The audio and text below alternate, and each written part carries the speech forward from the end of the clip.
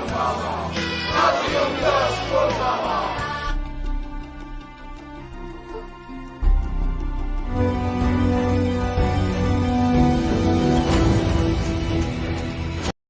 semua, jumpa lagi di channel Daun Film. Terima kasih yang sebesar-besarnya buat kalian yang udah ngeklik video ini. Dan selamat bergabung ke dalam pembahasan Dongyi Part 12. Melanjutkan kisah sebelumnya, ketika konspirasi yang dibuat oleh Ratu Jang Ok-jung kini berhasil diketahui oleh Raja. Semua impian, harapan, dan kenyamanan yang dimiliki seketika raib dikembalikan dengan paksa menuju ke titik awal. Sebelum lanjut ke cerita, siapkan cemilan, ambil posisi nyaman. Seperti biasa, tanpa berlama-lama, saya ucapkan selamat menonton.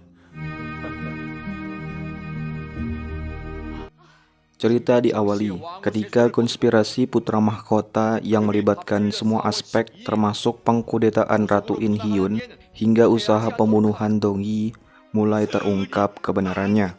Berita besar ini diketahui melibatkan sejumlah nama besar seperti Ratu Jang Ok-jung beserta pengikutnya yang kini menjadi trending topik di seluruh penjuru kerajaan. Kejahatannya yang dinilai sangat merugikan negara, hal ini membuat raja tidak bisa memaafkannya begitu saja. Untuk itu, raja segera menghapus hak dan gelar ratu dengan mengembalikannya menjadi seorang selir istana. Selain menerima murka raja, selir Jang juga memanen anarki masyarakat yang berang kepadanya. Mereka tak segan main hakim sendiri dengan membuat kekacauan di salah satu kediamannya yang berada di ibu kota.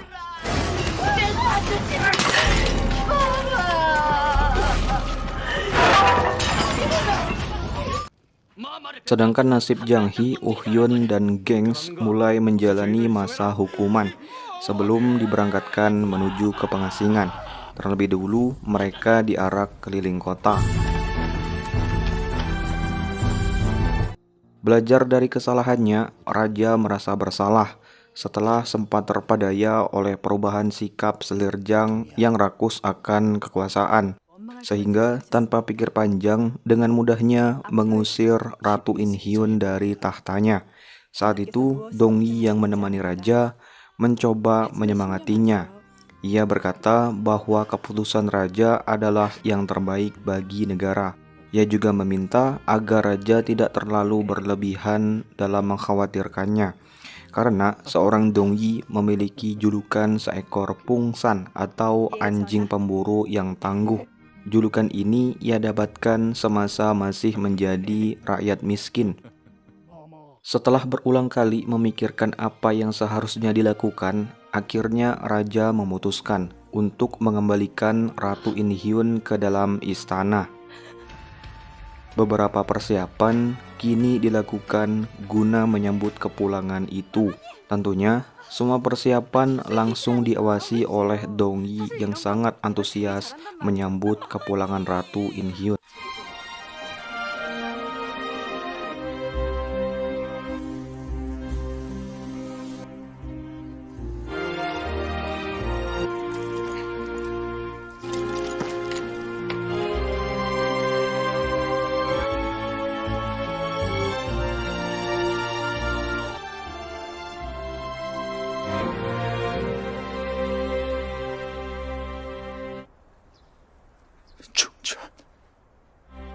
선아, 중전마마.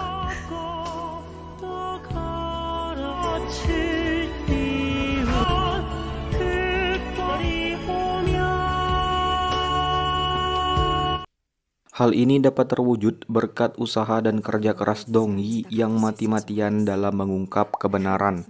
Untuk itu, sebagai ungkapan terima kasihnya, Ratu In Hyun menghadiahi Dongyi dengan memberikan wewenang penuh atas biro penyidik. Keputusan ini diberikan mengingat posisi selir Jang masih dapat membahayakan Dongyi setelah semua rencananya dibuat berantakan. Menggunakan wewenang yang diberikan, Dongyi segera merombak semua sistem dan tata adat yang berlaku di biro penyidik, mulai dari menunjuk Dayang Jung sebagai kepala pengawas yang baru, hingga melantik Jung Im sebagai dayang pengawas tingkat 5. Begitupun dengan rekan pengawas yang lain akan ditingkatkan sesuai dengan prestasi yang dimiliki. Hari itu ketiga tersangka terlibat pendukung ratu terdahulu yaitu Dayang Yu, Shibi, dan Eungem akan segera diputuskan mau dihukum pakai cara apa. Di hadapan Dongyi, Dayang Yu memohon untuk tidak dihukum mati di depan anak buahnya. Karena jika sampai kejadian, maka hal ini akan menjadi penghinaan apabila sampai seorang mantan kepala pengawas mencontohkan kematian yang hina. Ia pun mengakui kesalahannya karena tidak punya pilihan lain selain menuruti perintah dari Ratu Jang Ok-jung. Hal serupa juga dikeluhkan oleh Shibi dan Eungem. Keduanya memohon untuk tidak dihukum mati. Namun apa yang terjadi, ketiganya malah diampuni dari hukumannya dan diterima kembali bekerja ke dalam biro penyidik dengan syarat penurunan pangkat. 어째서 저를 그 말씀을 지켜주세요. Kebaikan Dongyi ini menimbulkan pertanyaan, kok bisa-bisanya para penjahat dikembalikan untuk bekerja? Keputusan ini diambil karena Dongyi menyadari bahwa setiap orang berhak mendapatkan kesempatan untuk memperbaiki kesalahannya. Dalam artian, mereka bisa menggunakan waktunya untuk tobat. Suatu hari, raja memperoleh mimpi bahwasanya ia melihat seekor naga terbang meliuk-liuk di dalam mimpinya. Naga itu tentu bukanlah naga terbang yang ada di Indosiar, melainkan sebuah pertanda mengenai kehamilan di masa itu. Untuk memastikan kebenarannya, raja menemui Dongyi dan bertanya, apakah akhir-akhir ini mengalami mual, kurang enak badan, atau ngidam apa gitu? Ngidam bakso, cilok, apa gorengan? Namun ternyata Dongyi malah ngidam semangkuk bubur yang ada di biro kesejahteraan. Nah, ceritanya nih bubur merupakan makanan yang sangat ia nantikan ketika masih menjadi rakyat miskin. Walaupun rela ngantri sampai 3 hari nggak kelar-kelar, alangkah bahagianya ketika dapat menyeruput semangkuk bubur hangat kala itu. Mantap. Tentunya setelah mendengar pernyataan miris dari Dongyi itu membuat raja geleng-geleng kepala, dikarenakan ternyata rakyatnya belumlah sejahtera. Akhirnya raja memutuskan menemani Dongyi untuk mendapatkan keinginannya itu. Namun ketika sampai di tempat tujuan, alangkah terkejutnya mereka menyaksikan pembagian bansos itu ternyata tidak merata.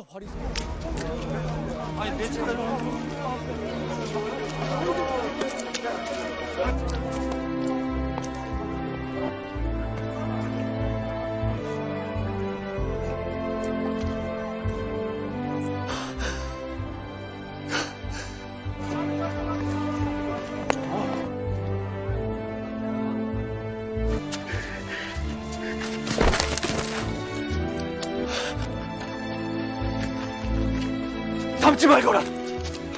지금 뭐 하는 것이냐? 아니 어떻게 이거? 이어서 거라. 어서 죽을 가져오너라. 예, 전하. 나 아직 비죽 한 그릇 못 먹었습니다. 제발 아이만이라도 먹이게 해주십시오, 나리. 기다리다가 다시 돌아갔습니다요, 나리. 썩 물러가지 못할까?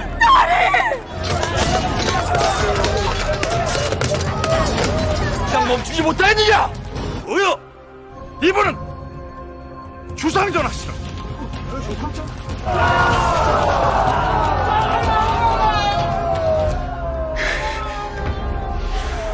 Pikir aja udah miskin gak makan berhari-hari, pas nyampe bansosnya malah dirapel. Melihat ketidakadilan ini membuat raja segera mengambil tindakan. Raja mengancam akan memecat dan memberikan hukuman mati bagi para koruptor yang sengaja memainkan keadaan. Padahal hasil panen gandum dan beras kala itu sangatlah melimpah. Namun kenapa pasokan bansos nggak sampai ke tangan yang membutuhkan? Lagi-lagi terdapat koruptor di pemerintahan.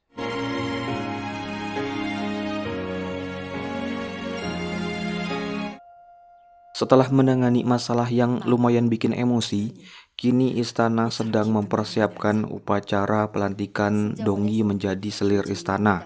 Sebelumnya, Dongyi pernah ditunjuk menjadi selir oleh mantan ratu, yaitu Ratu Jang Eokjung, yang mana perintahnya sudah diproses oleh Dewan Istana. Namun, mengingat yang menunjuk tersandung kasus negara, maka yang mengambil alih saat ini ialah Ratu In Hyun. Dalam persiapannya, tiba-tiba kondisi Dongyi tidak berada dalam keadaan terbaiknya.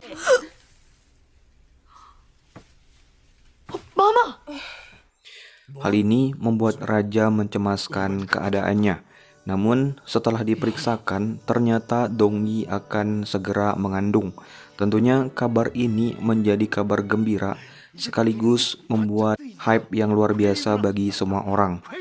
Termasuk raja yang merasa bahagia setelah mengetahui bahwa ia akan segera memiliki calon pewaris tahta lainnya di istana. Hal ini juga dirasakan oleh Junsu yang akan menjadi seorang paman. Seperti pada jadwalnya, tidak mengubah apa yang akan terjadi pada hari yang sama, tepatnya hari ke-26 bulan 6 tahun 1694. Secara resmi, Dongyi diangkat oleh Ratu In Hyun menjadi seorang selir istana tingkat 4.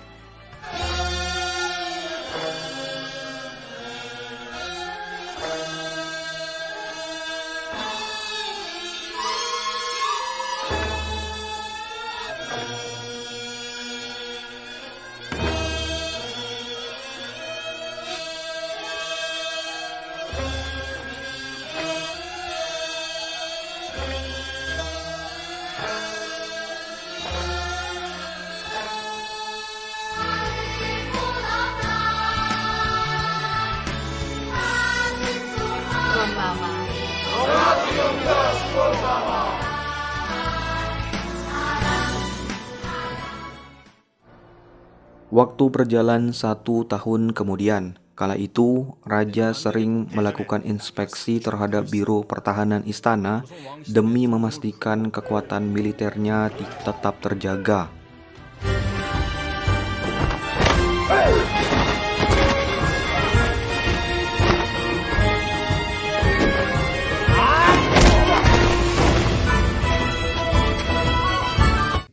Di sela kesibukan itu, raja mengungkapkan antusiasmenya dalam menyambut kelahiran pangeran. Berkali-kali raja sering mengunjungi kediaman Dongyi. Hal ini dilakukan untuk menunjukkan rasa sayang kepada keduanya. Saking sibuknya raja, ia baru sempat memberikan nama kepada pangeran, Yungsu, sebuah nama yang mengartikan umur panjang. Seperti namanya, pangeran diharapkan dapat hidup sehat dan panjang umur agar dapat hidup bahagia bersama kedua orang tuanya. Selain memberikannya nama, raja hendak merayakan 100 hari kelahiran anaknya. Namun, alih-alih merayakan pesta megah, Dongyi lebih menyarankan agar dana acara tersebut dijadikan sebagai kegiatan amal untuk membuka stand bubur gratis agar dapat membantu mereka yang membutuhkan. Tentunya raja dan ratu terkejut mengenai keputusan ini, hingga akhirnya mereka turut menyetujui dan memutuskan untuk segera mempercepat pengadaan kegiatan tersebut. 아저! 힘들고 가여운 걸 그분께서는 알고 계시는 게야. 왕자님 평생하셔가지고 이분이 죽으시대. Pada momen yang sama, nampak dari kejauhan, seorang pria misterius menatap tajam ke arah papan pengumuman. Siapakah orang ini? Nanti kita akan mengetahui identitas sebenarnya. Lain halnya dengan orang-orang yang berada di kediamannya selir Jang. Yungsun, salah seorang dayang pelayan di tempat itu, ternyata sering mempraktekkan sihir hitam. Ia menggunakan boneka voodoo untuk menyantet Dongyi dan anaknya. Tentu perbuatan jahat ini didalangi oleh ibunya selir Jang sendiri, Nyonya Yun, yang sangat membenci Dongyi hingga ke akar-akarnya. Namun penggunaan santet ini tidak disetujui oleh selir Jang. mengingat santet ini tidak akan efektif untuk melawan seorang Dongyi. Daripada menggunakan santet nggak jelas itu, Selerjang lebih memprioritaskan rencananya untuk membalas dendam kepada raja yang telah membuatnya sakit hati. Hebatnya, rencana itu juga dibagikan kepada kakaknya yang sedang berada di dalam pengasingan. Tak membutuhkan waktu yang lama, kegiatan amal mulai diadakan. Semua orang datang berbondong-bondong menyambut baik acara tersebut.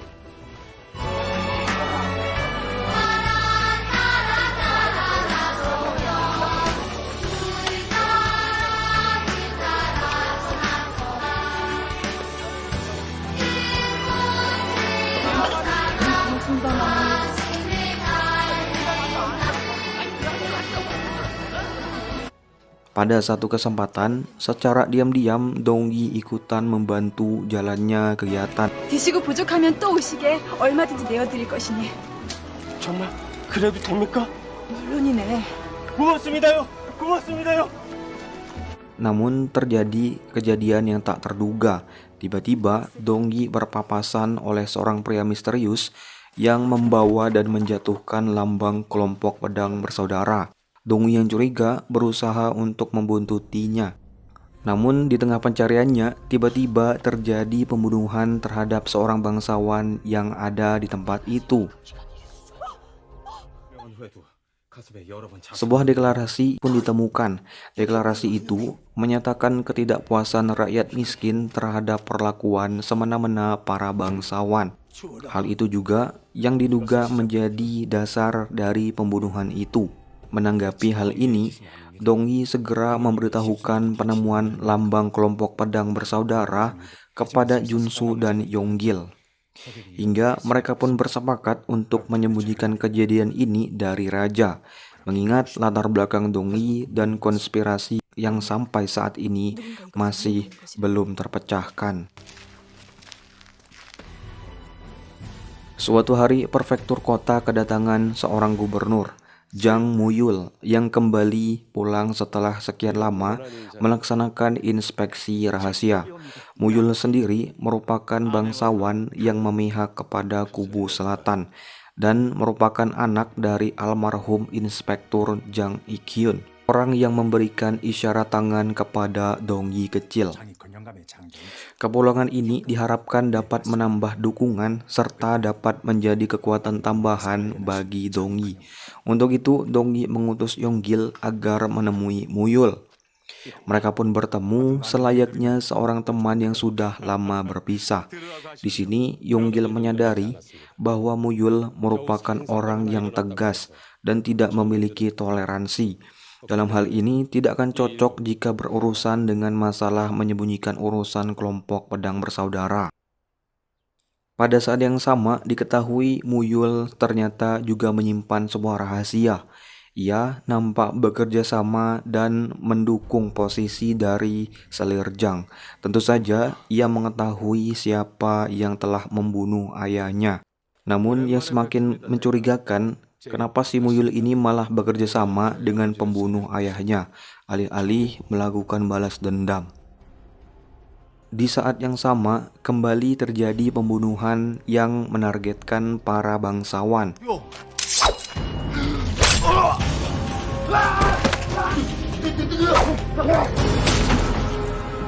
Peristiwa itu dengan cepat menggemparkan masyarakat di ibu kota dan membuat risih raja akan kelakuan dari kelompok pedang bersaudara. Tentunya hal ini sangat mengganggu pikiran Junsu, karena seperti yang ia ketahui, jika mereka menganut sistem ketua terdahulu, maka kelompok pedang bersaudara tidak akan menjadi kelompok barbar yang tega membunuh siapapun. Junsu yang tak bisa menahan diri lagi, meminta untuk melakukan penyidikannya sendiri.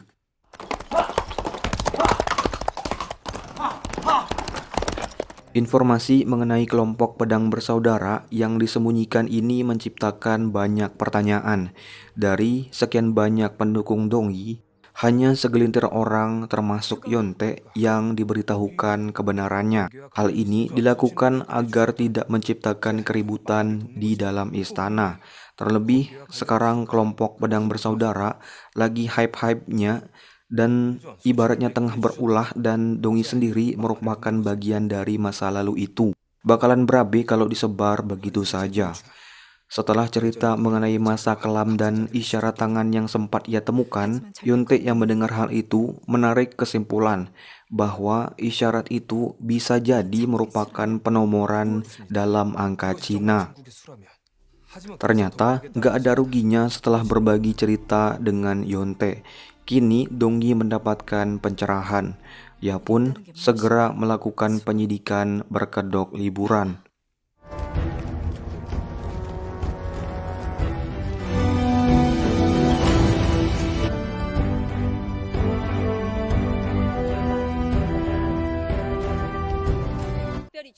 Rombongan Dongyi kini tiba di sebuah penginapan bekas peninggalan pamannya Ratu In Hyun di wilayah Jaedong.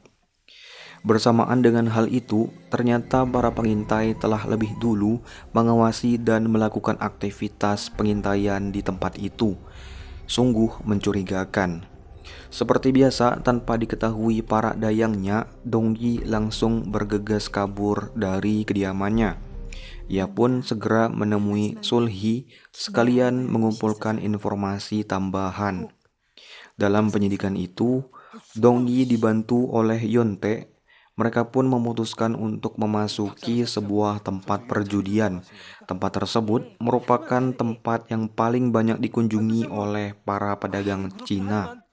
Dengan menggunakan kemampuan membaca sebuah probabilitas, Dongyi akhirnya berhasil menarik perhatian salah seorang pedagang. Namun sayangnya penyidikan ini tidak menghasilkan apapun. Mereka menemui jalan buntu. Dongyi pun pulang dengan tangan kosong menuju kediamannya. Ternyata raja sudah menunggunya di sana. Raja yang mengkhawatirkannya meminta Dongyi untuk melepas semua beban ketika berada di tempat itu. Pokoknya rileks aja lah, tenangkan pikiran, nikmati suasana alam, konsumsi makanan sehat, dan ketika balik ke istana harus dengan senyuman yang lebar. Karena senyuman itu merupakan sumber tenaga asal yang dapat menyemangati hari-hari raja. Junsu yang melakukan penyidikan berusaha mengawasi gerak-gerik yang ada di desa budak. Seperti yang ia ketahui, desa tersebut merupakan tempatnya kelompok pedang bersaudara untuk melakukan komunikasi. Dari pagi hingga larut, Junsu tidak menemukan apapun. Namun secara tiba-tiba, tak sengaja ia melihat seorang pria sedang menaruh sesuatu. Setelah didekati, ternyata Junsu menemukan sebuah lambang kelompok pedang bersaudara. Lambang ini mengisyaratkan agar semua orang yang tergabung harus segera berkumpul. Dan benar saja, untuk menemukan keberadaan kelompok ini merupakan hal mudah bagi Junsu yang merupakan seorang mantan master. Junsu sendiri sempat dibuat shock ketika menyaksikan kelompok ini benar-benar kembali berkumpul.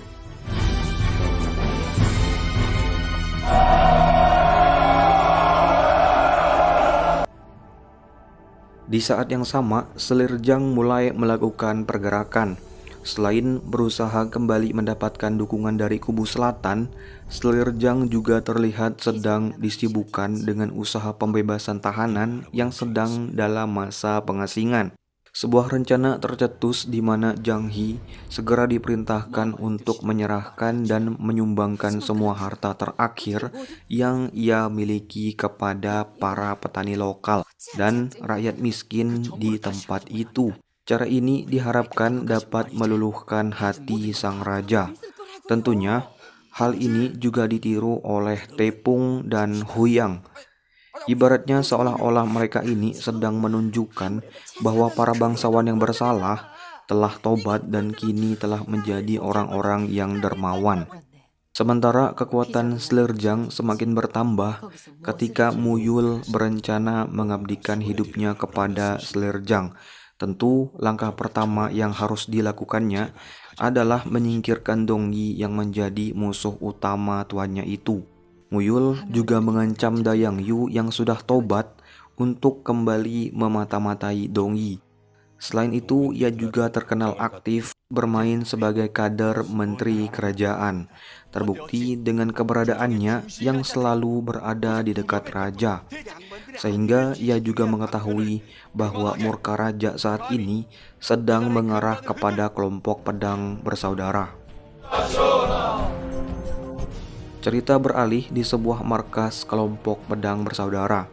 Diperlihatkanlah sosok pria misterius yang selama ini menjadi pertanyaan. Ternyata dia ini merupakan Ghidorah, sahabatnya Dongyi yang dulu berjuang demi kebebasan.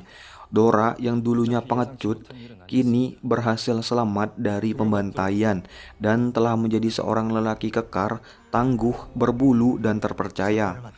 Kini ia menggantikan posisi ketua Hyewon untuk memimpin kelompok pedang bersaudara. Namun berbeda dengan pendahulunya itu, Dora menciptakan kelompok ini menjadi kelompok yang bengis, kelompok yang tega melakukan pembantaian terhadap para bangsawan. Ketika hendak melanjutkan misinya, mereka tiba-tiba dihadang oleh Junsu.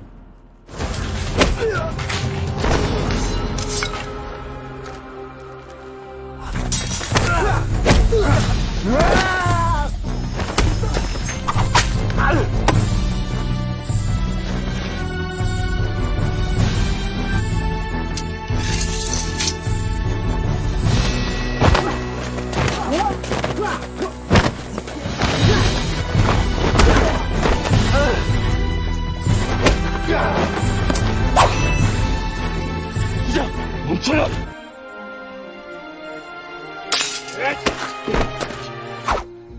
대체 무엇 때문에 수장 어린애 검계를 이런 살인 집단을 만들었냔 말이다. 수장, 어서 이자를. 천수 형님,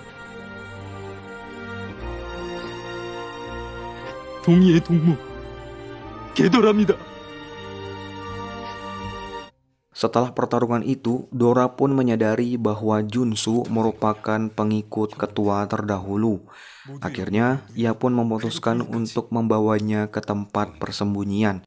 Ia menceritakan awal karirnya dalam merintis kelompok pedang bersaudara dan alasannya membungkam para bangsawan karena Dongyi sahabatnya dirasa telah mati.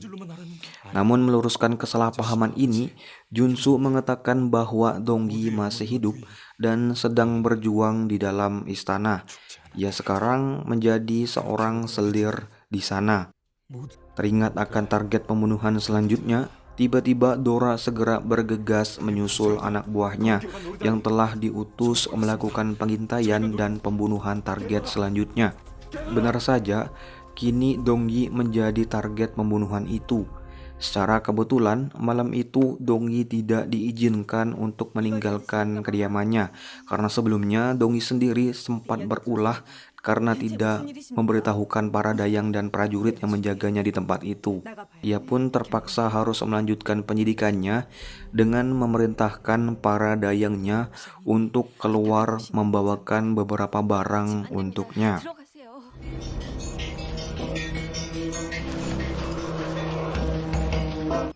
Melihat kesempatan terbuka, segera kelompok pedang bersaudara melancarkan aksinya.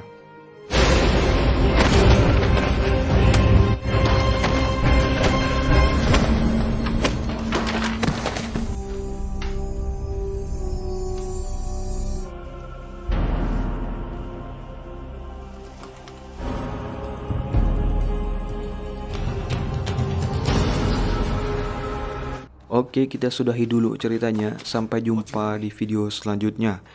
Hati-hati sama yang berbulu. Daun film.